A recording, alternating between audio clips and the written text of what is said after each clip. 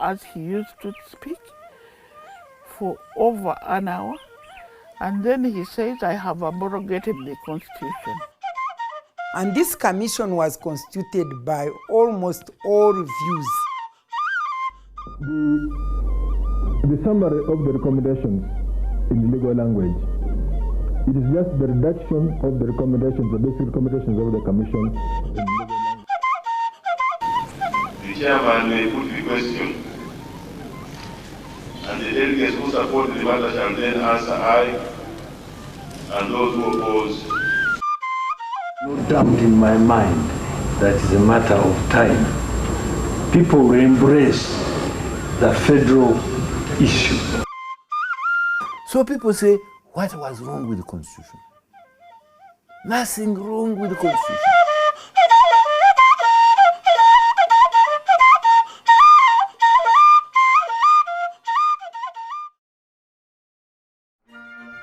In 1894, Uganda was declared a British protectorate. The protectorate was established under the administration of Sir Gerald Portal and involved the incorporation of the kingdoms of Buganda and Bunyoro into British territory. In 1900, the 1900 Buganda Agreement between the British and Buganda was made. It gave Buganda chiefs a lot of personal land, imposed a tax on huts and guns, designated chiefs as tax collectors. In the same year, an agreement similar to the 1900 Buganda Agreement was made between the British and Toro Kingdom. Other similar agreements signed were the 1901 Ankole Agreement and 1933 Bunyoro Agreement.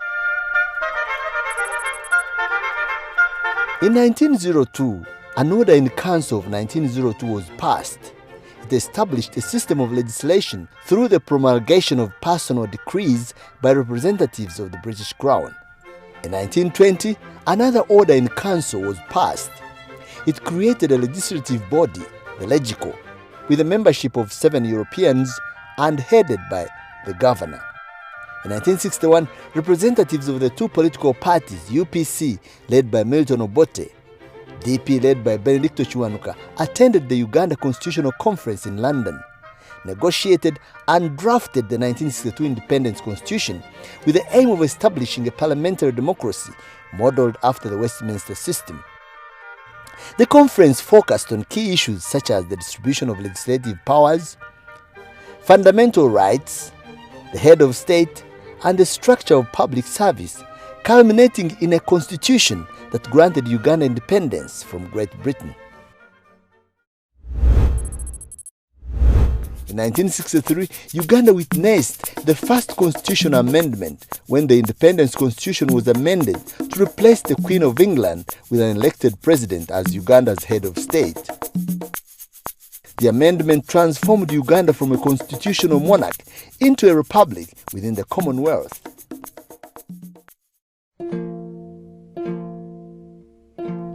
In 1962, following the tension between Buganda and the central government, Godfrey Lukongwa Benaisa, then Attorney General, under Obote's instructions, drafted an interim constitution. And on April 15, 1966, the 1962 Independence Constitution was formally abrogated during a parliamentary session and replaced by the new one, popularly referred to as the Pigeonhole Constitution, because of the method it was delivered to members of parliament by mere dropping a copy in their pigeonholes. It was broadcast live. I listened. I didn't hear point of order. I didn't hear point of motion. I didn't hear anybody opposing. And this man stands there and talks eloquently as he used to speak for over an hour. And then he says, I have abrogated the Constitution. I said, but I know you people are interested in the Constitution. So when you go out, you'll find a Constitution in your pigeonhole. And that's why it gets that name, Pigeonhole Constitution.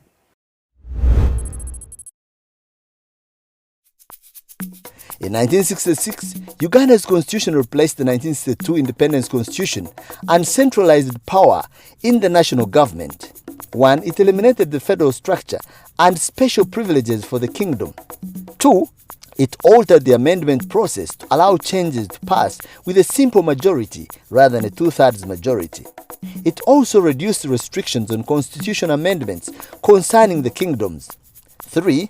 The executive power was vested in the president, who was the leader of the majority party and appointed a vice president and cabinet. The cabinet was collectively responsible to parliament.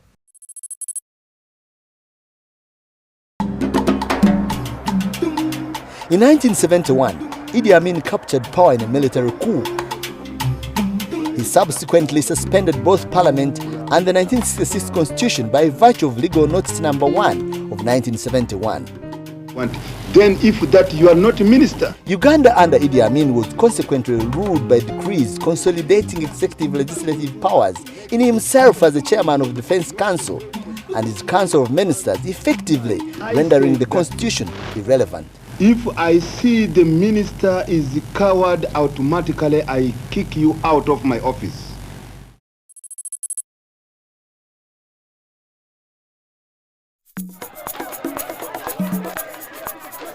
Following the overthrow of Idi Amin in 1979, Legal Notice Number 1 of 1979 nullified Legal Notice Number 1 of 1971 and fundamentally recognized the 1966 Constitution as once again supreme, but also suspended parts of it and transferred numerous executive powers to incoming President Yusuf Lule. Defend the Constitution. So help me God. All legislative powers referred to in the Constitution were to be vested in the National Consultative Council, NCC, an interim legislative body acting as a supreme parliament from 1979 to 1980. And one of the things they had to do was the parliament must have very clearly defined oversight on the executive. And another one was all appointments must be screened or vetted by the parliament, which was the National Consultative Council. Bringing Lule or Benaisa to be president of Uganda is not an issue. Following the return of Obote to power in 1980, the 1967 Constitution was formally revived. The president of Uganda's role is written in the Constitution of Uganda.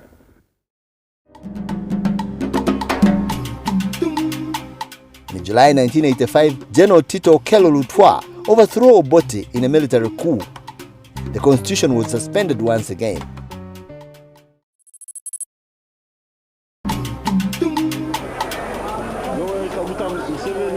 On seizing power in 1986, Yoweri Museveni's National Resistance Government confirmed that the 1967 Constitution was supreme but partially suspended. In particular, the provisions in the Constitution relating to the existence of a national parliament and the election of the president were suspended for 4 years in Legal Notice Number 1 of 1986. It was later extended to 8 years. The details of this suspension was set out in Legal Notice Number 1 of 1986, which nullified Legal Notice Number 1 of 1979 and it directly vested executive powers in Yoweri Museveni.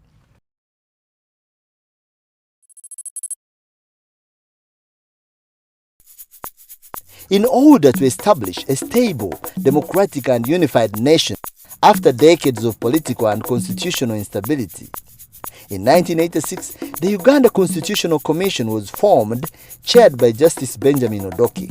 And this commission was constituted by almost all views. You call the UPCs, they were there. If you talk of DPs, talk about any views, the Baganda, the Westerners, the Northerners, everybody was there that constituted the commission.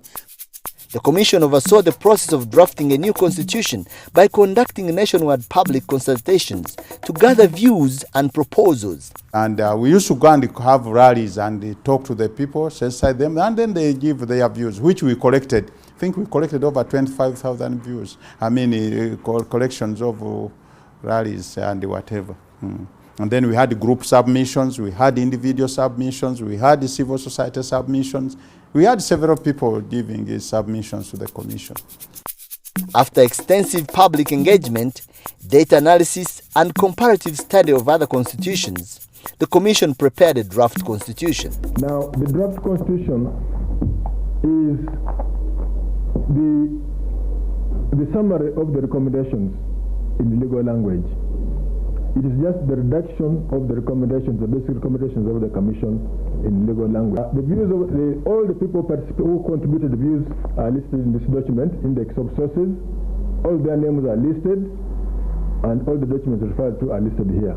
It's for the people to see. And the statistics on which we based the recommendations are also included in this. For instance, how many memorandum favored federal or unitary, or how many people favored multiparty or movement.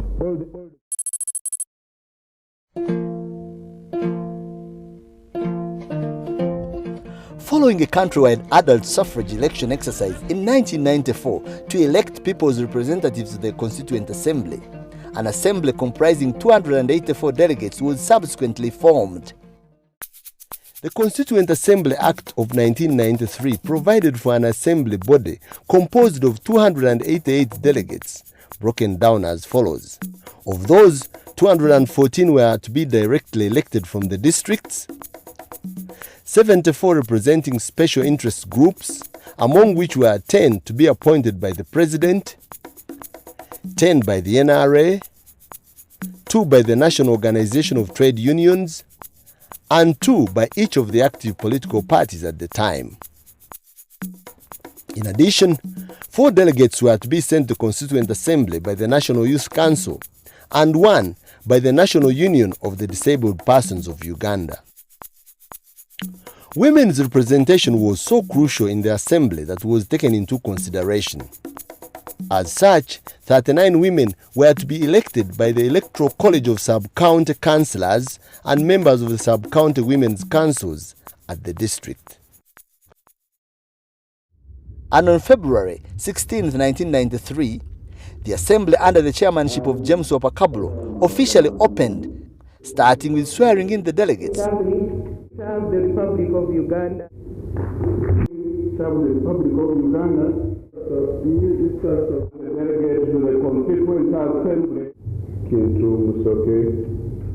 Of their two-faced allegiance to the Republic of Uganda as by law established. I, Matendo Media, do hereby swear. As a delegate to the Constituent Assembly.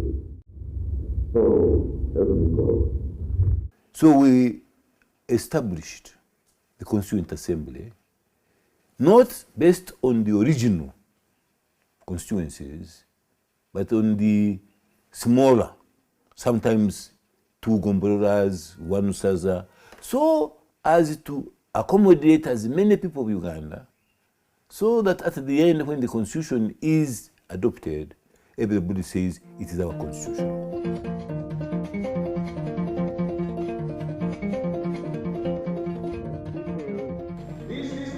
We must learn the culture of tolerance, understanding, and respect of other people's views.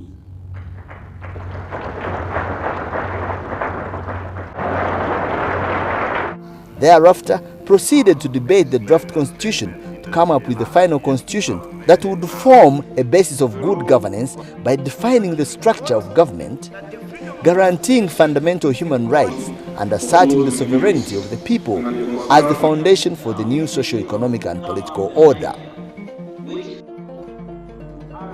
For a period of 1.5 years, Uganda's Constituent Assembly comprehensively debated the draft constitution article by article, clause by clause. Some of the debates turned volatile because of the level of contention they generated. Key among the hotly debated issues were the country's political system, specifically the movement or no-party politics versus multi-party democracy, land rights and tenure systems, federalism, human rights, to mention but a few. One of the most controversial issues addressed in the Assembly deliberations was the future of political system. That is, whether the country should adopt a no-party movement system, a multi-party system, or some other democratic and representative systems. Mr. Chairman, given our political history, since independence, The issue of the type of political system on representation and governance is a serious matter in my own opinion. We should therefore not discuss this motion as if we are in a courtroom trying to win a case or on a political campaign platform trying to win votes. The way we handle possible system on representation and governance will determine the pace for the process of state formation, a process that has eluded Uganda for a whole generation. There were several dramatic standoffs between movement supporters and the supporters of multi-party system. The movement system was intended as a combination of social forces committed to resolution of a crisis, and so is by nature a temporary system which should not be entrenched into the Constitution.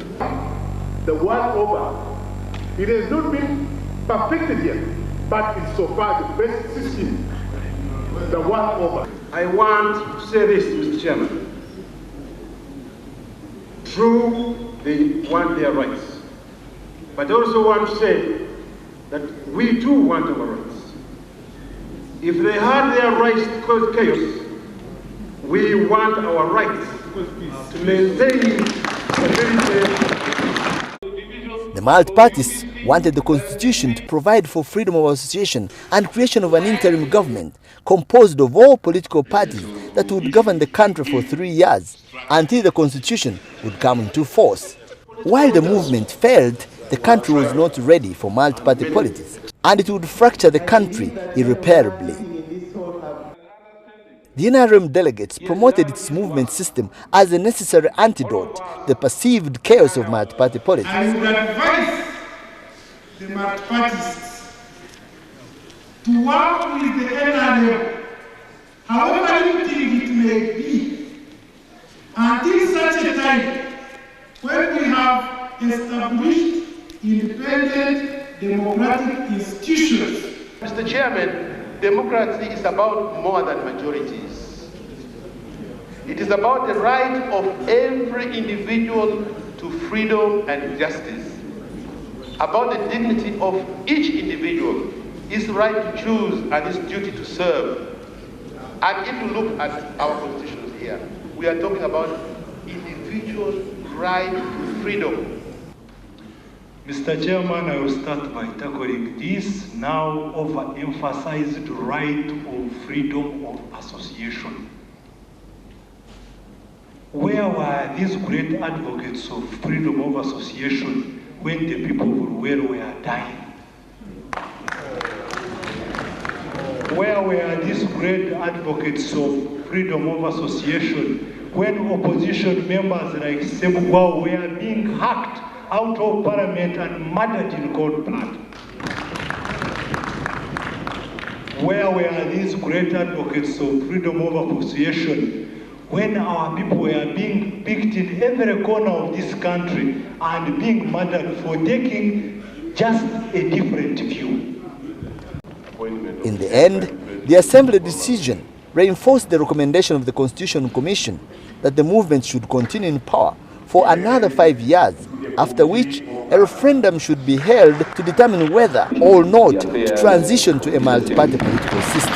If in 9 years, the movement, with the all is supposedly superlative army, with the all is supposedly superlative cadre, has not successfully prepared the people of Uganda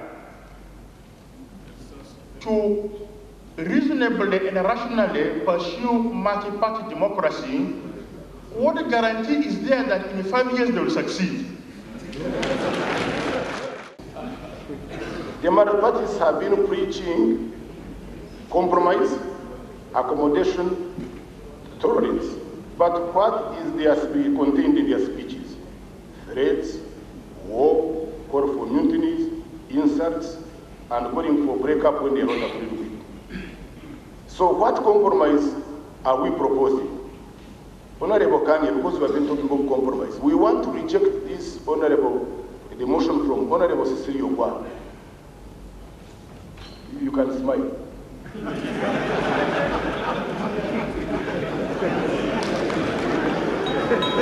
We reject it. We reject it and then accommodate the Honorable Kania amendment. Then we sit in the Kania amendment and make arrangements. Because this is accommodative, it recognizes parties, it recognizes the movement, and if the movement is not good, the people reject it.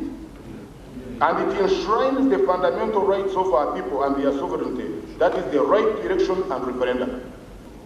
The Kania amendment, which is presumably to be debated later, does guarantee the right of Ugandans to determine the political system under which they wish to be governed by a referendum. We can argue whether it should only be by referendum or whether it should be by free and fair elections. I would be arguing if that amendment comes that we should also include determinable by free and fair elections. I don't see why we should not accept that as a method of changing the political system.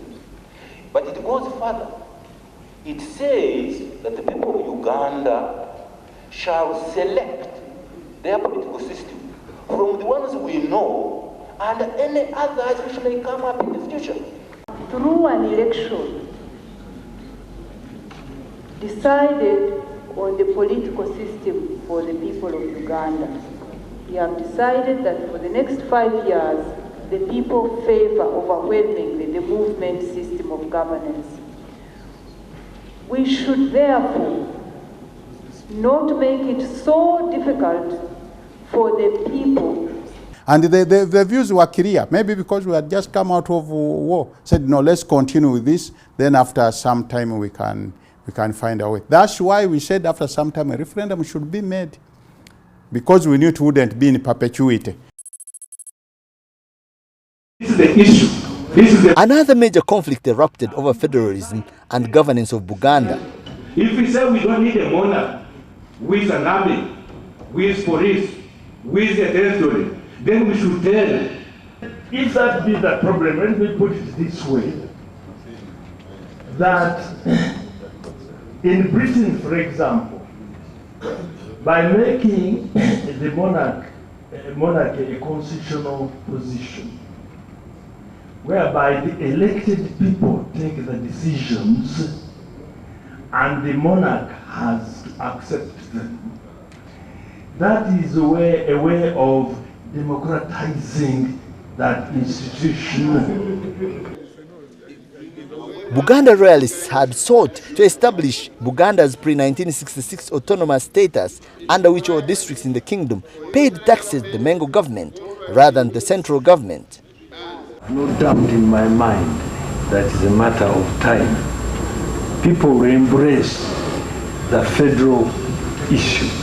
At the moment, there have been many forces dismarketing it, and I believe that a number of people who are opposing it are merely misunderstanding the essence of it. But they will want power, and that power must be entrenched. The royalists proposed that the Kabaka should administer Buganda while serving as the titular head. Some wanted the name Republic of Uganda changed Sovereign State of Uganda. The Constituent Assembly resolved to call Uganda a sovereign state and republic. The Buganda delegates had mixed feelings about federalism. While many supported the recognition of Buganda culture, they were not ready to give up Uganda's republican identity. Many also feared that Buganda's federalism was the first step towards secession. In the end, Mengo gambled and lost its bid for federalism. The majority of the assembly delegates took the view that federalism would undermine the unity of the country. They agreed to recognize Buganda as a distinct entity, but instead of federalism, they opted for decentralization and devolution of powers from the center to the district level. First of all, I don't agree that there's no more federal, because even when decentralization is entrenched, it is in the right direction of federalism. The units are rather trivial under the decentralization program, so we're not happy with that. The issue of human rights was heavily debated during the assembly. The debates confirmed that the new Constitution's Bill of Rights aimed to promote and protect human rights, drawing from international instruments like the Universal Declaration of Human Rights. Chapter 4 on human rights and the basic freedoms is one of the best in any constitution you have given. The rights of women, of children, soldiers, disabled, workers are all enshrined there. While the Constitution aimed to secure human rights, there were debates about the balance between civil liberties and other considerations. I'm also happy to add that the one who sent me here allows freedom of speech and association. And that's why he has made a great contribution to the improvement of the quality of life. And what I would dread is to lose that qualitative improvement at the last hour. Uganda's commitment as a signatory to international human rights instruments was a significant factor in the debates, with the delegates aiming to ensure the constitution included adequate safeguards against human rights violations. The debates addressed issues such as the balance between individual freedoms and public interest, and the extent of limitations that could be placed on rights like freedom of assembly. The key outcome of the debate was the decision to set up the Uganda Human Rights Commission, a body which would comprise a chairperson, notably a judge of the Supreme Court or High Court, and not fewer than 3 members, all appointed by the President with approval of Parliament. The Constituent Assembly debate on Uganda's land tenure system centered on balancing the diverse land tenure systems, including Milo, customary, freehold, and leasehold, and their conflicting implications for property rights, economic productivity, and the social order. We had to make a constitution that accommodated everybody. For example, in northern Uganda, land is communally owned, and there was the threat that if you take it either to the state or give it to individuals, that would go counter to their land holding system. So we had to make compromises to accommodate all sections of Ugandans. Of course, I believe that if land belonged to the state, it would be faster in terms of turning around the economy. But Ugandans have had this long-standing ownership, and way back from the colonial times, the Milo land, the leasehold system, and I am not sure that it is entirely a bad thing that land should belong to the people. I think ownership is important. The important thing is, in my view, is how you use land. While the Constitution aimed to vest land authority in citizens, it created ambiguities, particularly regarding the government's power to acquire land and the rights of the occupants versus landlords. Remarkably, the debate culminated into provision of the protection of lawful and bona fide occupants on registered land. For example, in Bunyoro, we consciously decided that government over time should acquire land legally and compensate for the absentee landlords, who were many and who held chunks and chunks of land. We'll pay them, return the land to Bunyoro, and to be administered the way government would set, the methods. Now, before implementing that decision, people became interested in becoming the new landlords. So some of them went and looked for the absentee landlords, purchased the land, all right? Others just acquired. And so that decision was never implemented.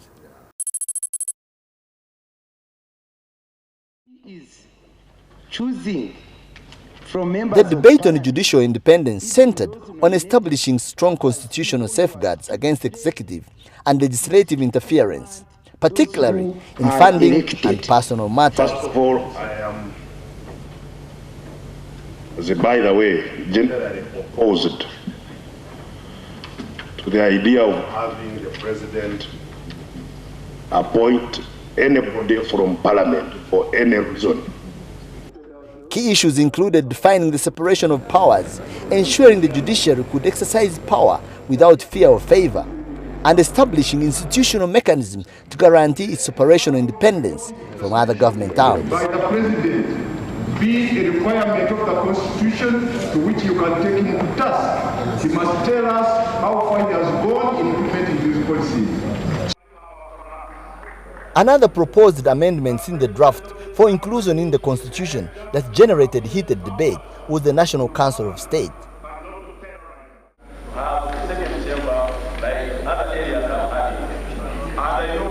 The motion that was moved by Tiberio Kenyi was decisively defeated in spite of the popularity it gathered soon after it was moved.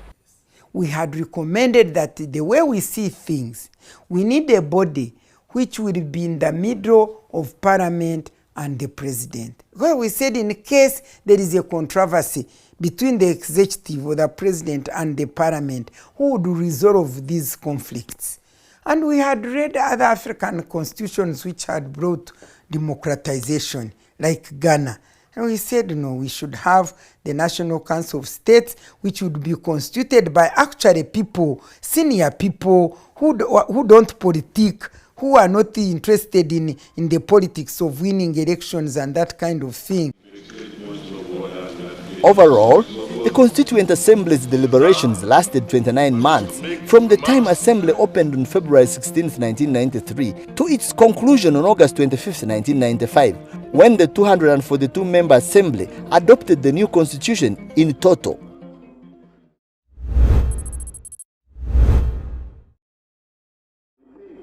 The Constitution was enacted on September 22nd. The following motion: that the Constituent Assembly, sitting at the Uganda International Conference Center, Kampala, this day, 22nd September 1995, enacts the draft Constitution as the Constitution of the Republic of Uganda, as required by Section 19 of the Constituent Assembly Statute number 6 of 1993. Mr. Chairman, I beg to move. On any matter, the chairman may put the question, and the delegates who support the matter shall then answer aye, and those who oppose shall answer no. As per motion moved by Honorable Odoki Commission, that the draft Constitution be enacted as the Constitution of the Republic of Uganda. I now put the question. Will those in favor of the motion say aye, to the contrary, no? However, the enactment turned dramatic when some members from the opposition staged a walkout stand to protest the enactment.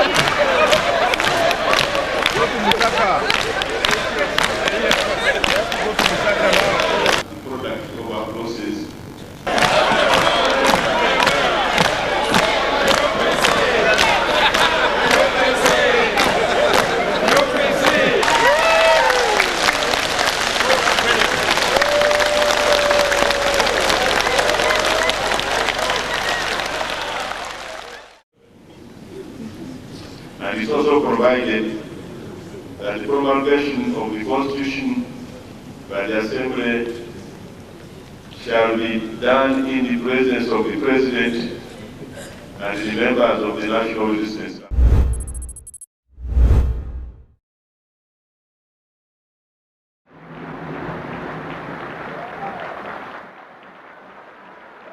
On October 8, 1995, the new constitution was promulgated by President Museveni in a colorful ceremony witnessed by the Chief Justice, judges, cabinet ministers, religious leaders, top government officials, and members of the public who followed the events from the gallery.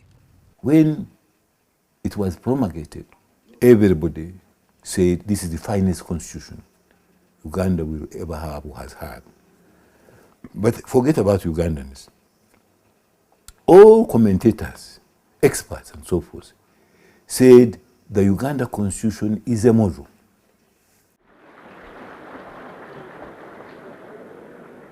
The ceremony was crowned with the act of giving each delegate a copy of the new constitution.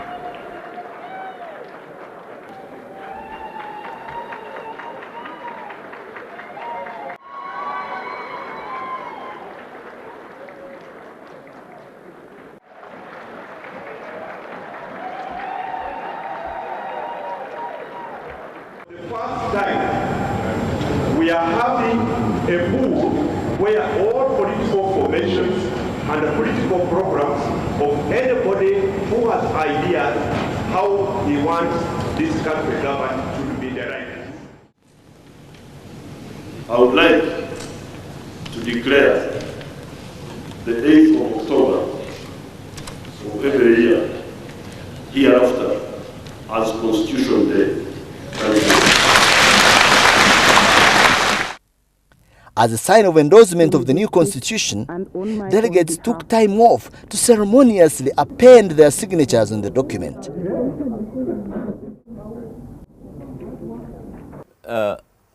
I don't subscribe to the predominant view that Museveni had a big influence on the content of the constitution. I don't subscribe to that. Because I was very central. I participated at every stage. I also was very, very highly placed in the movement, being a member of the political high command. That is when we should have received views, instructions from the president, but that was not. And my contributions, even if you go to the Hansard, you'll find that these were individual contributions, not contributions from, orchestrated by a power that be behind us. No. Our constitution in Africa, besides that of Uganda and South Africa, are regarded as the best constitutions. It accommodated everything. Following the promulgation of the constitution, Uganda's parliament was freshly empowered by the new constitution and mandated to make laws for the nation's peace, order, and good governance, protect the constitution itself, and promote democratic principles. Armed with this mandate, it has been able to make amendments on several key issues in the constitution.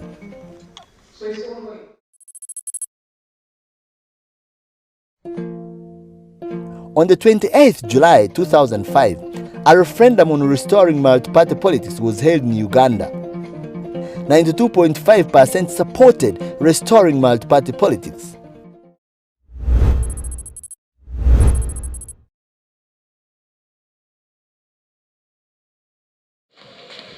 In the same year, Parliament passed a constitutional amendment to remove presidential term limits, allowing the president to seek indefinite re-election.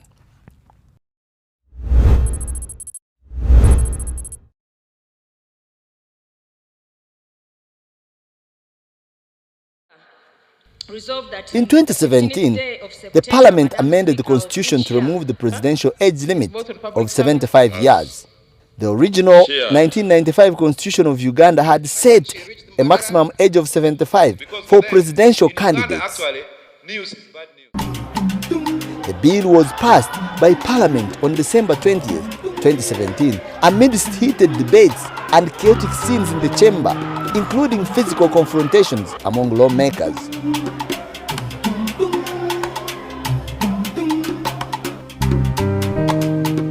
President Museveni signed the amendment into law in January 2018. So people say, What was wrong with the Constitution? Nothing wrong with the Constitution.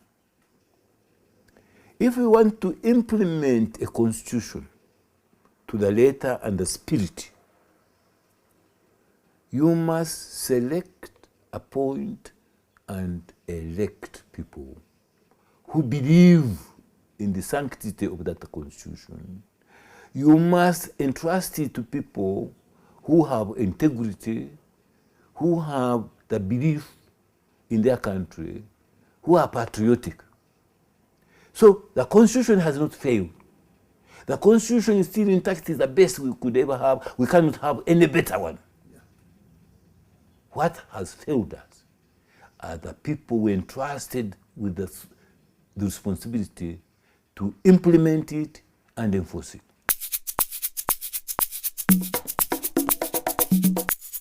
In spite of criticisms from sections of Ugandans for failure in implementation of some key issues, Uganda's 1995 constitution still remains a significant legal document that relatively establishes basis for effecting a democratic system based on sovereignty of the people, commitment to human rights, and principles of unity, peace, equality, and social justice.